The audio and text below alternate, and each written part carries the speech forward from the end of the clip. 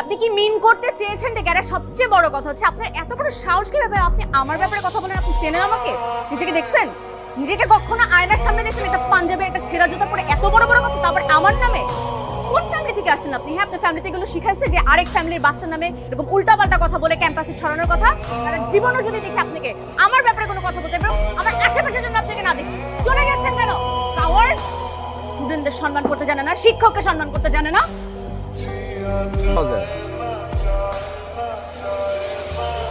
দোস্ত হিরোইন আইতাছে। কে? আমি জানি না তো কাহিনী। ওই মেয়েটা মোনালিসা।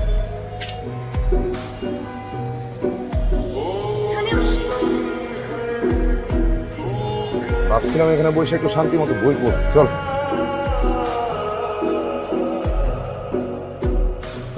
আমার মনে হয় তোর এভাবে বাড়াবাড়ি করা উচিত হয়নি দোস্ত। আমি বাড়াবাড়ি করছি? তোর নামে যদি কেউ এরকম উল্টা পাল্টা কথা ছড়াতো তুই কি করবি?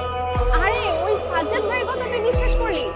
সে তো তোর সাথে কথা বলার জন্যই রাতুল ভাইয়ের নামে এত বাড়িয়ে বাড়িয়ে কথা বলতো। ওদিন তুই যখন চলে গেলি তখন আমাদের দুজনের সাথে টাঙ্কি মারা ট্রাই করছে। হ্যাঁ দোস্ত।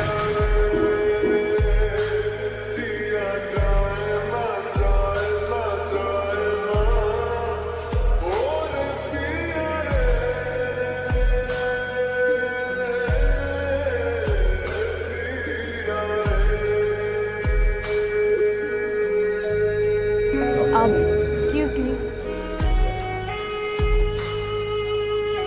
প্লিজ যাবেন না। একটা কথা ছিল,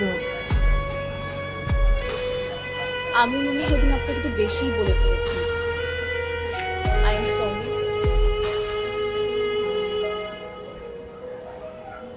ইটস ওকে।